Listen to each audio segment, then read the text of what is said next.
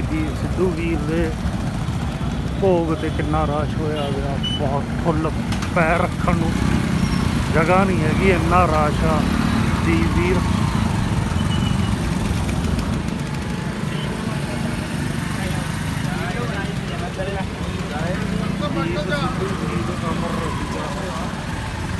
ਨੌਜਵਾਨਾਂ ਦੇ ਦਿਲਾਂ 'ਚ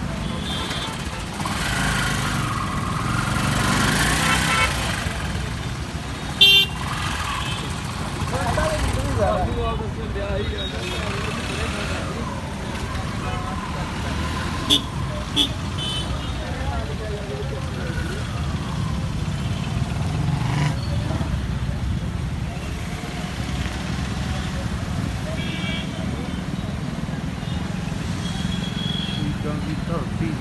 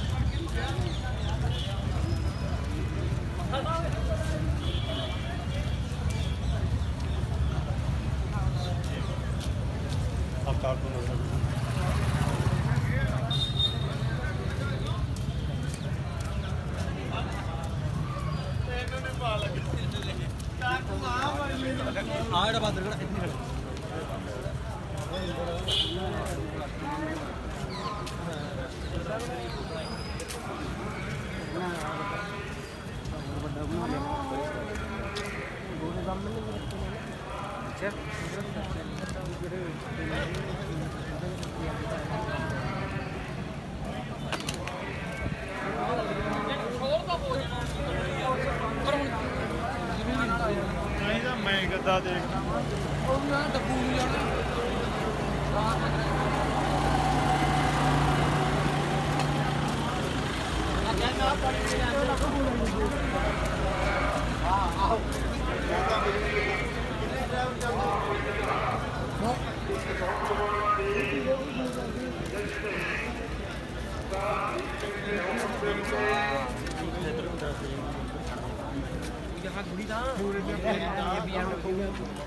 करके अपना नाम उत्थे चढ़ा था। इस तो पहला बाबा इस तो पहला बाबा बघेल सिंह ने 1247 ਦੇ ਵਿੱਚ ਲਾਲ ਕਿਲੇ ਦੇ ਵਿੱਚ ਕਿਲਾ ਚੜਾਇਆ ਸੀ। ਸੋ ਜੋ ਸਰਦਾਰ ਦੀਪ ਸਿੰਘ ਨੇ 26 ਜਨਵਰੀ ਨੂੰ ਜਿੱਦਣ ਸੰਵਿਧਾਨ ਇੰਡੀਆ ਦਾ ਲਾਗੂ ਹੋਇਆ ਉਸ ਦੇ ਨਿਸ਼ਾਨ ਸਾਹਿਬ ਚੜਾਉਣਾ ਇੱਕ ਇਤਿਹਾਸ ਦੇ ਵਿੱਚ मतलब रखूगा कि सिख गुलाम नहीं है। जिहड़ा संविधान बनिया सी संविधान बनाउण वाली कमेटी दे विच दो वकील सी सरदार हुकम सिंह ते भुपिंदर सिंह मान। जदों उन्होंने देखिया कि बहुत गिनती हिंदुओं ने सिखां ने जितने हुए वेदे गांधी ने नहीं मने शिक्षा वालों दस्तखत नहीं हुए। ये बहुत बड़ी बुजुर्गी गल है। तो मैं बहुत ज्यादा दुख और व्यक्त किया कि जिस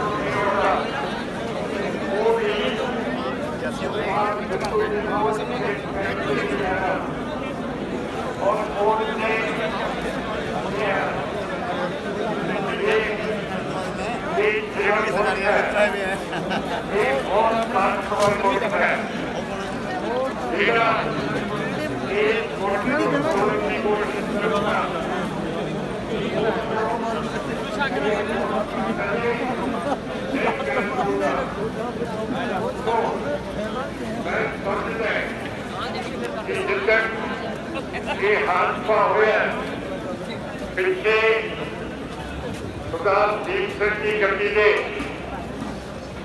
सरकार की गड्डी लगी सी जिहदे कोले टेलीफोन मोबाइल सीगे और ट्रक वाले कोले भी टेलीफोन मोबाइल सीगे।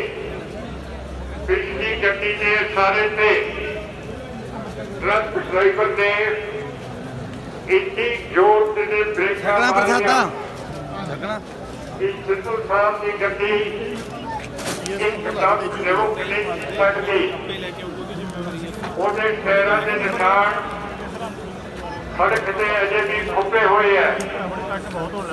ਮੈਂ ਪੁੱਛਣਾ ਚਾਹੁੰਦਾ ਕਿ ਜਦੋਂ ਰੱਖ ਦੇ ਅੱਗੇ ਨਾ ਬੰਦਾ ਆਇਆ, ਨਾ ਜਾਨਵਰ ਆਇਆ, ਨਾ ਮੋਟਰ ਆਈ, ਫਿਰ ਟਰੱਕ ਡਰਾਈਵਰ ਨੇ ਇਹ ਬ੍ਰੇਕਾਂ ਕਿਉਂ ਪਾਈਏ ਇੱਕਦਮ?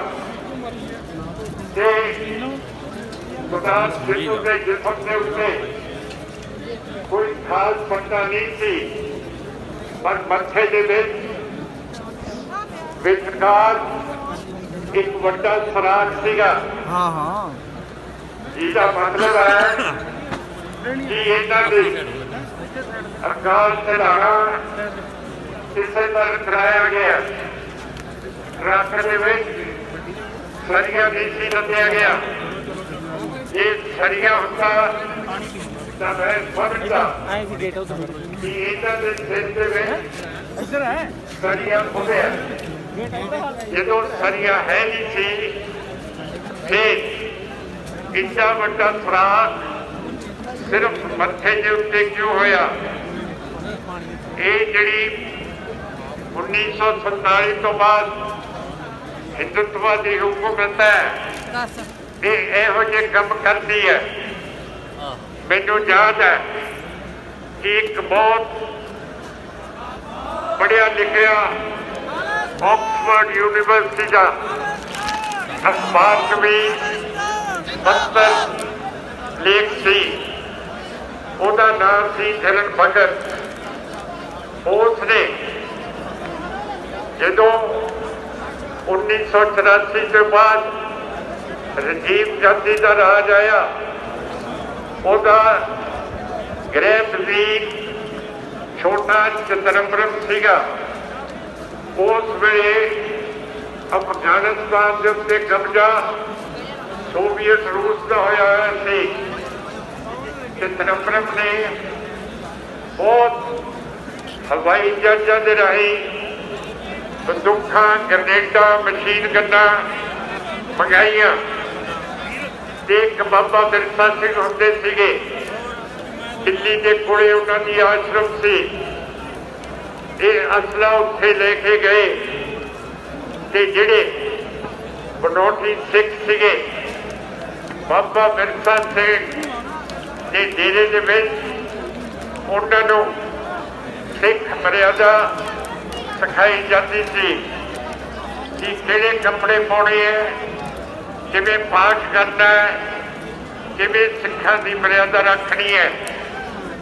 ਟ੍ਰੇਨਿੰਗ ਦੇ ਦੌਰਾਨ ਜਿਹੜੇ ਅਫਗਾਨਿਸਤਾਨ ਤੋਂ ਸ਼ਸਤਰ ਮੰਗਾਏ ਹੋਏ ਸੀ, ਉਹਨਾਂ ਦਾ ਵੀ ਇਸਤੇਮਾਲ ਕਰਨਾ ਉਹਨਾਂ ਨੂੰ ਸਿਖਾਇਆ। ਉਸ ਵੇਲੇ ਸਾਡਾ ਆਜ਼ਾਦੀ ਦਾ ਜੰਗ ਚੜ੍ਹਦੀ ਕਲਾ ਦੇ ਵਿੱਚ ਸੀਗਾ, ਪਰ ਇਹ ਜਿਹੜੇ ਘੁਸਪੈਠੀਏ